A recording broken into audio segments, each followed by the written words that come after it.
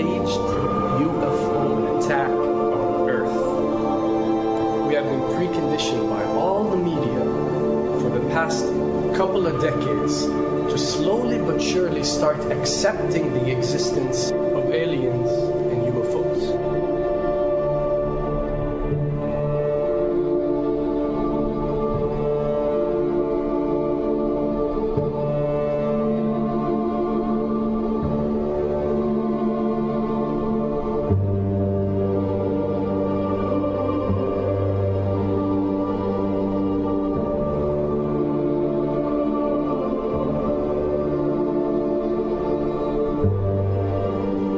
I can tell you right now that 99% of every UFO sighting that has ever taken place has actually not been an unidentified flying object, because this has always been military technologies.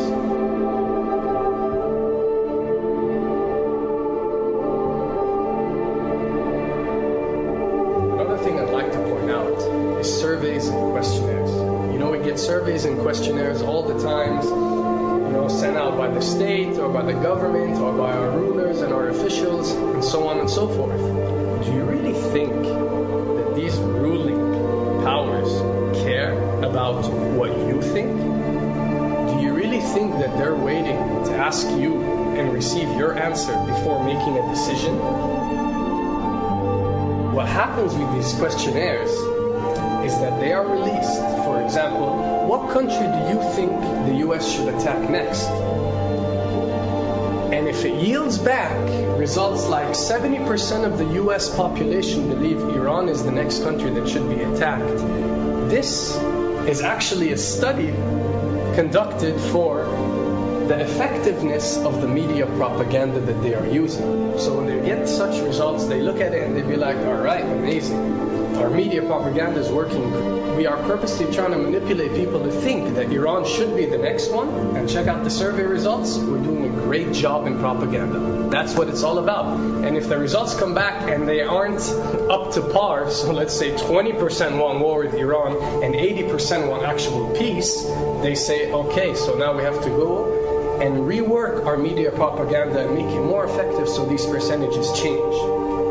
Why am I saying this? Because of the UFO phenomenon. Since the 60s, the amount of people who believe in extraterrestrials have skyrocketed, and it's only increasing day by day in our modern world. This only confirms the success and the plans that are taking place to first manipulate you to believe in UFOs, and second, to conduct a UFO attack that is going to force the whole world to unite to fight off this enemy and accept the New World Order.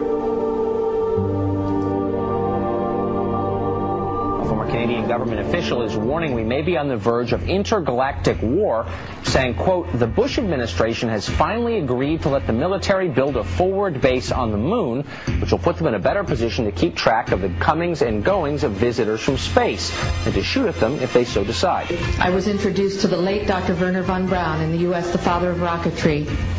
In my first meeting with him, during that first 3.5 hours, he said to me, Carol, you will stop the weaponization of space, because there is a lie being told to everyone that the weaponization of space is now first being based upon the evil empire, the Russians. There are many enemies, he said, against whom we're going to build this space-based weapon system, the first of whom was the Russians, which was existing at that time. Then there would be terrorists. Then there would be third world countries. Now we call them rogue nations or nations of concern. Then there would be asteroids. And then he would repeat to me over and over, and the last card, the last card, the last card would be the extraterrestrial threat. As a military strategist, as a person who worked on the MX missile, which I did later, he said, you will find that there is going to be a spin to find some enemy against whom we have to build space-based weapons, and now we should expect the spin. And that's the formula, except that it's all based on a lie.